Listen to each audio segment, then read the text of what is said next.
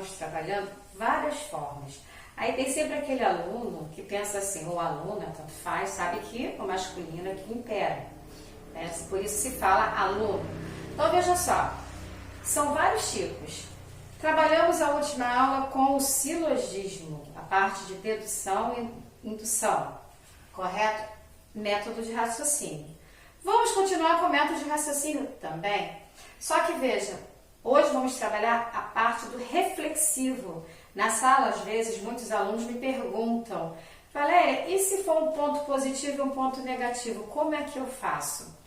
Eu oriento da seguinte maneira, quando você estiver compondo a sua redação, tente nunca pensar no positivo e o negativo. Tente pensar na sua tese sendo ela positiva ou negativa. Mas se isso acontecer, vamos ver o que vai acontecer aqui hoje na aula, porque vamos trabalhar com contra-argumentação, com ponto positivo e ponto negativo, certo? Olha só, se no método de raciocínio dialética, o que é isso? Todo texto ele parte de um princípio de não contradição. O objetivo do método dialético é a relativização desse princípio universal. Você vai relativizar, você vai trabalhá-lo de uma forma mais fácil para você. Tem muitos alunos que ficam travados na hora de fazer uma redação. Trava não, sabe por quê? O que acontece? Com todas essas aulas que nós já estamos tendo há algum tempo, com a pandemia, veja, já coloquei para vocês tipos de introdução. Você vai escolher qual tipo de introdução que vai fluir naquele tema que você ali tem. Tipos de argumentos. Você está tendo vários argumentos. Tipos de conclusão. Nós também já tivemos uma passada em tipos de conclusões, né, da proposta de intervenção. Quando penso no argumento, eu sempre coloco o que para vocês? Galera, vamos pensar da seguinte forma. O meu argumento, você vai trabalhar com uma causa. Essa sua causa, ela virá com consequência, certo? Você irá, dependendo daquilo que você tem em mente, trabalhar com essa parte mais fácil, que é mais aprofundada e que a galera gosta, tá? E muito trabalhada também, tá? Você vai trabalhar com, aqui, você coloca uma citação. Falo sempre que a banca adora quando trabalha com a parte histórica. Você pode trabalhar com a história aqui, né? A parte sociocultural, ela é muito apreciada. Depois você vai retomar aprofundando sobre o seu texto, certo? Vai aprofundar sobre tudo que você colocou, correto? Olha que maravilha que fica isto. Mas veja, estamos trabalhando com vários tipos, com várias tipologias. Então, aqui neste momento, vou apresentar a vocês a forma da contradição. Nesse momento de pandemia, o que acontece? Tem-se vários pontos de vista. Hoje, e há algum tempo já, fala-se muito com relação a quê? Fala-se muito com relação ao isolamento social. As pessoas devem ficar trancadas, isoladas? As pessoas devem ir à rua? Deve haver realmente uma flexibilização? Para alguns, a flexibilização ela se faz necessária. Até porque, veja, estou falando de uma forma relativa, tá?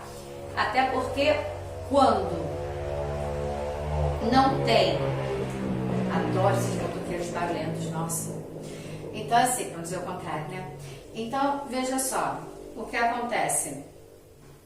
Se muitos trabalhadores deixam, eu estou colocando o que eu ouço na televisão, tá? E não tem nem assistido Globo News não, tá? Estou mais em Band News atualmente. Então, veja, se a pessoa não vai trabalhar, o que acontecerá? Complicado. Ela poderá morrer de fome. Aí há quem fale, eu prefiro morrer da doença do que morrer de fome. Já pensou uma pessoa definhando? Complicado, né?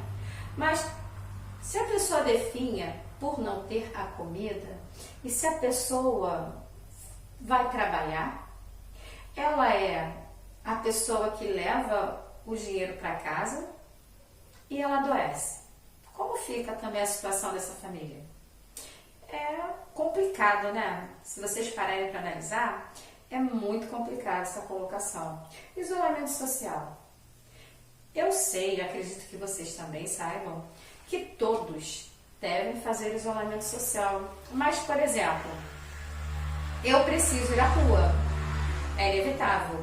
Ou para resolver algum assunto do trabalho, é raro a saída, é raro mesmo. Acho que até hoje só saí 2 vezes. Uma este mês corrente, para buscar material, e a outra no mês anterior para verificar como ficariam as aulas. O resto é tudo feito online. E para mercado, inevitável, tem-se que comprar comida. Nem sempre você tem tudo muito próximo. Mas de qualquer forma, quando eu saio, eu tenho a neura. Eu tenho que lá chegar em casa, chinelo na porta. Como eu tenho a facilidade, tomo banho do lado de fora, tenho o chuveirão do lado de fora, tomo banho do lado de fora, a roupa vai direto para a máquina.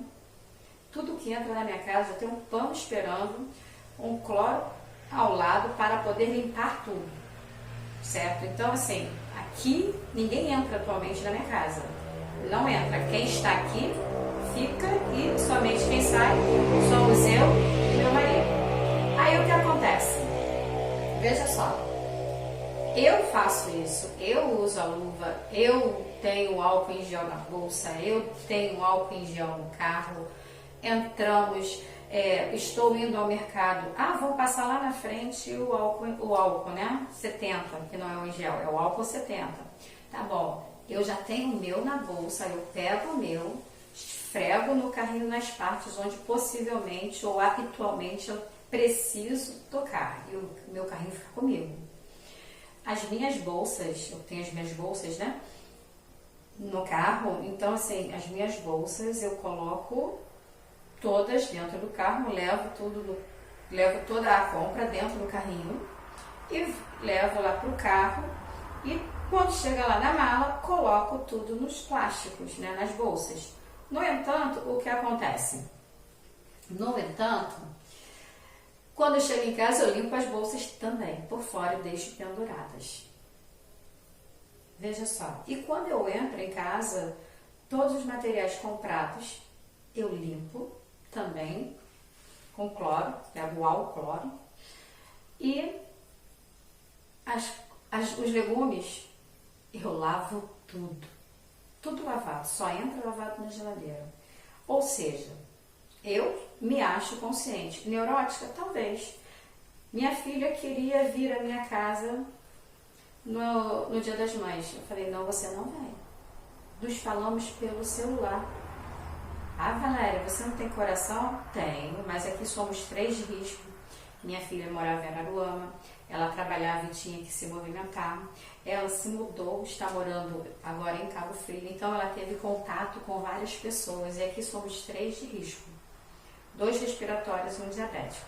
Então, das poucas vezes que eu a vi, enquanto morava por aqui, portão, meu portão é vazado, nós conversamos pelo portão.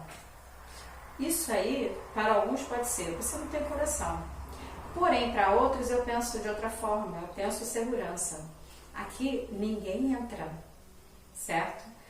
Mas trabalho aqui dentro da casa, todos trabalhamos em home office, eu, meu marido, meu filho também estuda da mesma maneira. Mas o que acontece? Existem muitas pessoas que precisam ganhar o seu ganha-pão na rua, precisam sair para trabalhar. Por quê? Por que saem tanto? Tem alguns que eu até entendo. Realmente, o chefe não deixa faltar, não pode faltar, tem que aparecer. O pessoal da saúde está na linha de frente assim, de uma forma impressionante. Por quê? Nós precisamos, o povo precisa, a população precisa de pessoas para cuidar deles. Mas você está falando que então todo mundo tem que sair? Não, eu estou falando que deve-se sair somente se necessário. eu tenho a necessidade de sair. Quando fui a Saquarema, moro em outro município, precisei levar minha carteira de trabalho para apresentar que sou uma funcionária da empresa em Saquarema. Ok. Mas veja, quantas pessoas estão indo à rua desnecessariamente? Vejo na televisão pessoas que estão levando assim, tudo bem, eu não vou pegar não. Álcool em gel, eu cheguei a ouvir na televisão, álcool em gel, isso é conversa, eu não vou usar não. Máscara pra quê? Eu nunca vou colocar. Como assim? Aí, olha meu pensamento, que não tem que ser de vocês. Quando tem problema na saúde, todo mundo vai reclamar. A saúde, nós sabemos que a saúde é precária, certo? Isso tudo para fazer esse trabalho aqui, tá? Então, a saúde é precária. Sempre foi, isso não é novidade.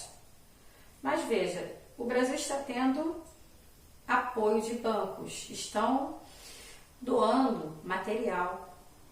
É pouco, mas o pouco é muito. Só que, de contrapartida, o que acontece?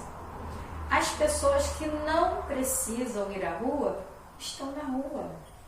Estão correndo, estão caminhando, estão pedalando e todos, ou uma maioria, está sem máscara. Eu não estou pedalando, mas eu tenho colegas pedalando. Estão pedalando com máscara. Eu não conseguiria pedalar com máscara, com certeza não. E de mais a mais, a norma é fique em casa. Eu fico em casa. Então veja, como é complicado fazer uma redação sobre o momento atual. O que você acha? Deveria ou não deveria flexibilizar? Deve ou não deve fechar o lockdown, né? O que vocês acham? E vamos lá. Eu tenho certeza que a maioria não vai ter o mesmo pensamento e não terão os mesmos argumentos. Deveria, sim, sair somente quem é necessário. Por exemplo, as pessoas que trabalham na farmácia, as pessoas que trabalham nos mercados, as pessoas que trabalham nos hospitais e todo o resto, fecha? Complicado, né? Mas aí vamos lá. E se de repente você quebrou algo na sua casa? Como é que você compra um material de construção se a loja está fechada? Se de repente a sua bomba d'água pifou, você vai ficar sem botar água para sua caixa, sem ter água no seu chuveiro? Como fica? O que vocês acham? O meu tema é esse, tá? Eu vou colocar depois discriminado no Maestro, para que vocês escrevam sobre isso. Porque, vejam, é um tema extremamente reflexivo. Tem gente que vai concordar, deve flexibilizar. Tem gente que vai concordar, não deve flexibilizar, deve manter o isolamento. O que vocês acham? Você vai colocar um ponto positivo ou negativo? Essa é uma redação que vocês vão fazer. Vocês vão defender um e o outro? Então, olha só, aqui comigo. Se você for colocar um ponto positivo e negativo, primeiro ponto nessa estrutura, dessa forma de raciocínio que tem que seguir uma linha de raciocínio, seu texto tem que estar ligado de forma coesa e que seu texto completo fique coerente. Veja só, a estrutura, a tese é sua verdade. O que você vai defender? O primeiro posicionamento justificado em relação à questão proposta. Você vai justificar o seu primeiro posicionamento. O que você acha? Favorável ou desfavorável? Aí você vai dizer a causa, a consequência. Acrescenta uma citação. Se você souber a parte sociocultural, melhor ainda. E vai aprofundar tudo isso que aqui está. Certo? Dando seguimento. Mas, Valéria, como é que eu vou fazer a introdução? A introdução, eu sei que a aula é de argumentação, mas eu já estou explicando a redação que vocês farão e me entregarão, tá? E o tema eu vou especificar uma vez que eu acabei já falando com vocês através desta aula.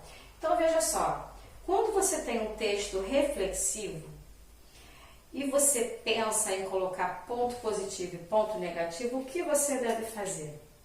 Apresente a sua tese. Você vai apresentar.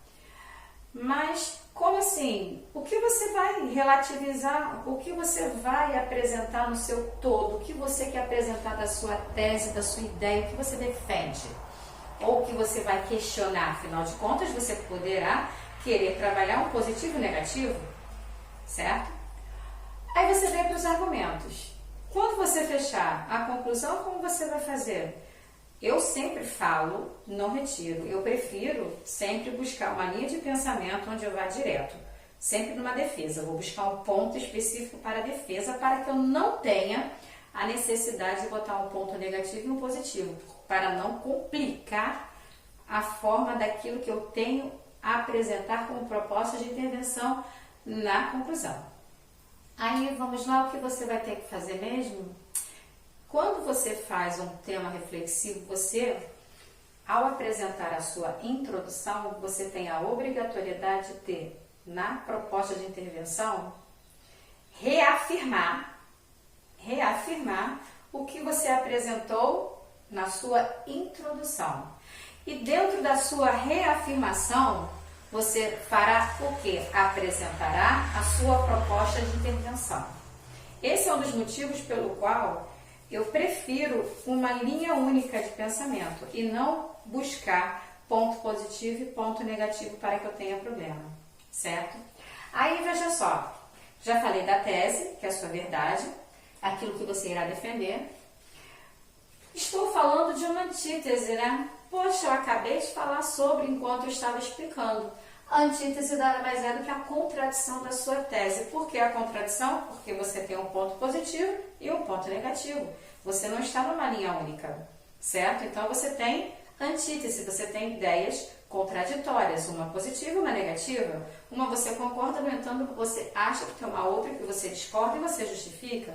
Veja, no início, quando eu estava falando da pandemia, do isolamento social, eu coloquei um ponto favorável que eu concordo e coloquei um ponto de vista que para alguns é incorreto. E vamos refletir, será que é incorreto mesmo? Tem tantas pessoas, eu entendo das pessoas, que vocês não têm que pensar como eu sempre falo isso, cada um tem a sua tese, a sua verdade, tá? Então, o que acontece? Eu tenho um pensamento, todos deveriam estar isolados. Uma vez que todos estivessem isolados, não teria um aumento tão gigantesco na curva do Brasil, com relação ao aumento de infectados. As pessoas não sabem quem são as assintomáticas. Eu posso ser uma assintomática, não ter nada, ou ter algo muito leve e levar a doença comigo para outras pessoas que são mais fragilizadas. Isso é um detalhe. E as pessoas pensam, não, eu não vou ter, não, eu nunca tive, não, eu não tenho problema, não, eu não passei por nada. Como saber? Não vem escrito assintomático, certo? Então, se todos ficassem em suas casas, ok, perfeito, meu ponto de vista, saindo somente se necessário.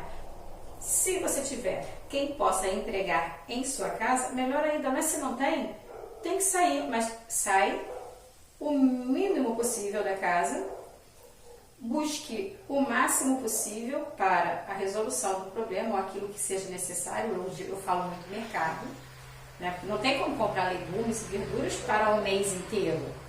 Os alimentos até dá para poder, eu tenho como comprar para um mês ou para 15, para 20, vai depender do poder aquisitivo da pessoa naquele momento. Mas se sabe que tem isolamento, muitos têm redução salarial, então opa, vamos mudar algo, vamos fazer uma reeducação alimentar, vamos gastar menos, vamos comer menos guloseimas, vamos fazer mais isto do que aquilo, é uma forma de economia e você não vai sair quase, certo? Então veja, estou dizendo a vocês formas de poder montar a redação que vou solicitar para vocês no Maestro, tá?